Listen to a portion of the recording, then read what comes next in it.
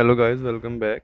हमने hypochromic anaemias cover किए थे, जिसमें हमारे पास आज हम देखेंगे कि लेबोरेटरी डायग्नोसिस जितने हाइपोक्रोमिक एनीमियाज हैं उनमें क्या है। हाइपोक्रोमिक एनीमिया में चार मेजर एनीमियाज आ रहे हैं। जब भी आपसे एग्जामिनर पूछे, आपने सबसे पहले आयरन डेफिशिएंसी एनीमिया के बारे में बताना है, फिर क्रॉनिक इन्फ्लेमेशन, वो भी खैर इतनी जल्दी नहीं बताना, थैलेसीमिया, आयरन डेफिशिएंसी नहीं ज़्यादा आपने बताना है। तो iron deficiency anaemia, chronic iron deficiency anaemia, chronic inflammatory anaemia और सिडोप्लास्टिक एनीमिया हमने कवर कर लें। थैलेसीमिया हम अलग से एक चैप्टर में कवर करेंगे, अलग से डोमेन है वो एक।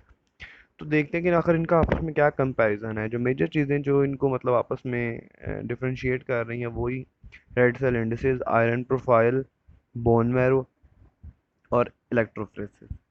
आयरन डेफिशिएंसी एनीमिया और क्रॉनिक इन्फ्लेमेटरी एनीमिया, या जो अनीमिया ऑफ क्रोनिक डिजीज़ है, और सिडोप्लास्टिक एनीमिया, इनमें तो इलेक्ट्रोफोरेसिस का कोई काम नहीं है। इलेक्ट्रोफोरेसिस का मतलब यही है ना कि हम ब्लड को एक फिल्म जो होती है उसके ऊपर इसकी थिन लेयर बनाते हैं और उसको चार्ज देते हैं। तो डिफरेंट जो ब्लड की चार्ज हैं अमाइनो एसिड्स के, वो चार्ज के हिसाब से नोड या कैथोड की तरफ मूव करते हैं, जिसकी वजह से हमें एक जो है ना रिजल्ट मिल जाता है, फिल्म मिल जाती है बैंड्स की। इसकी बेसिस पे जो है ना हम उनको डिफ्रेंशिएट करते हैं यार इसमें।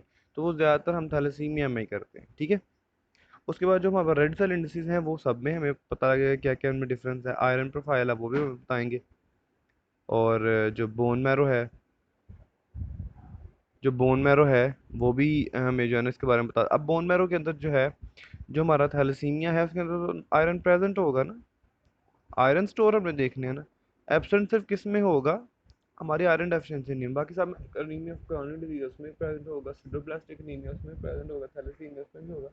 हर किसी की जो प्रेजेंट कंप्लेन है ना, उसके हिसाब से उसकी लैब डायग्नोसिस में फर्क आता है। आयरन डेफिशिएंसी एनीमिया आयरन है ही नहीं है, anaemia of chronic disease iron निकल नहीं पा रहा, थैलेसीमिया आयरन वो बन नहीं पा रही रिंग्स उसकी, सिडोप्लास्टिक एनीमिया आयरन एक्सेस आ रहा है। तो ये उसके हिसाब से होगा, ठीक है।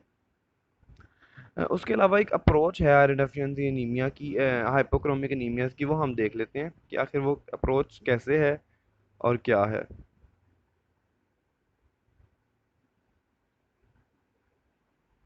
डिफरेंशियल डायग्नोसिस है, मतलब सबसे पहले आपको क्लिनिकल हिस्ट्री के बारे में पता होना चाहिए किसी पेशेंट की। आपको जब पेपर में जब सिनेरियो आएगा तो यही होगा कि जी वो वेजिटेरियन है, उसको गोश्त पसंद नहीं है, उसकी ब्लीडिंग है, मेनोरेजिया है, या बच्चा है गाय का दूध पीता रहा है। ये सिनेरियो होगा जो आपको लीड करेगा, आपको डायरेक्ट करेगा आयरन डेफिशिएंसी एनीमिया की तरफ। या जी वो 70 साल की बीबी है और उसको ना कोई इन्फ्लेमेटरी डिजीज चल रही है, घुटनों में दर्द होती है, वो आपको डायरेक्ट कर रहा है रूमेटाइड आर्थराइटिस की तरफ, तो फिर आपको पता लग जाएगा ये एनीमिया क्रोनिक डिजीज है।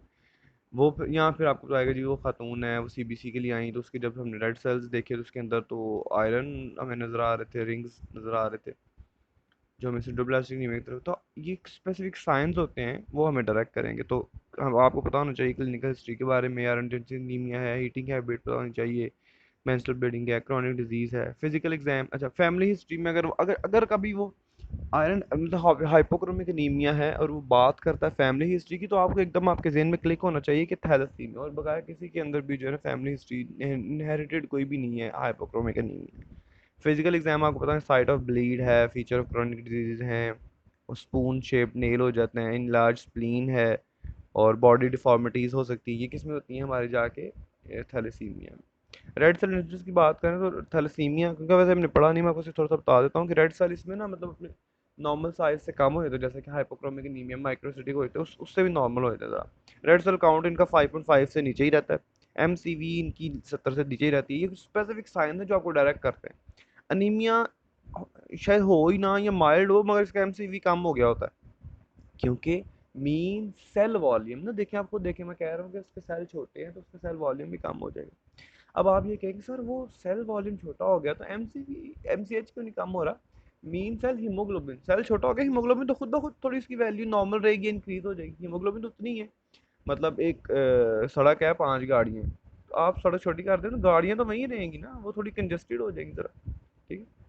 फिर आयरन डेफिशिएंसी एनीमिया में एमसीवी एमसीएच ना अकॉर्डिंगली बढ़ते हैं या डिक्रीज होते हैं एनीमिया के, ठीक हो गया। हम देख लेते हैं अपनी जो दूसरी है पेज। अच्छा, फिर अनीमिया ऑफ क्रोनिक डिजीज जो है उसमें भी इतनी जल्दी लो नहीं होते, ठीक है। वो और एमसीवी जो है मतलब मीन सेल वॉल्यूम है वो रेंज में ही रहता है, क्योंकि आयरन वो भी टाइम लगता है ना, मतलब अगर 120 दिन वाले सेल्स हैं हमारे पास ऑलरेडी, और पैथोलॉजी स्टार्ट हो गई है इन्फ्लेमेटरी, तो वो 20 दिन वाले आहिस्ता आहिस्ता खत्म होंगे, तो पीछे जो वो आएंगे ना सेल जिनके अंदर आयरन नहीं आ रहा, आयरन प्रोफाइल जो आयरन डेफिशिएंसी एनीमिया के लिए बहुत जरूरी, बाकी इनके लिए इतनी जरूरी नहीं, एचपीएल से थैलेसीमिया के लिए जरूरी है। और बहुत इंपॉर्टेंट एमसीक्यू, बोन मैरो कहा था कि जी इनमें से कौन सा हाइपोक्रोमिक एनीमिया जिसमें बोन मैरो बहुत ज्यादा जरूरी चाहिए, वो सिडोब्लास्टिक एनीमिया, और हमें किसी में इसमें भी ओकेजनली हम करते हैं, मगर अगर बोन मैरो का आया हाइपोक्रोमिक एनीमिया तो वो हम सिर्फ और सिर्फ सिडोब्लास्टिक एनीमिया में करते हैं। ठीक है, ये हमारा चैप्टर खत्म हो गया। अब हम अगले वीडियो में अपने मेगालोब्लास्टिक एनीमिया स्टार्ट करेंगे। अगली वीडियो में मिलते हैं।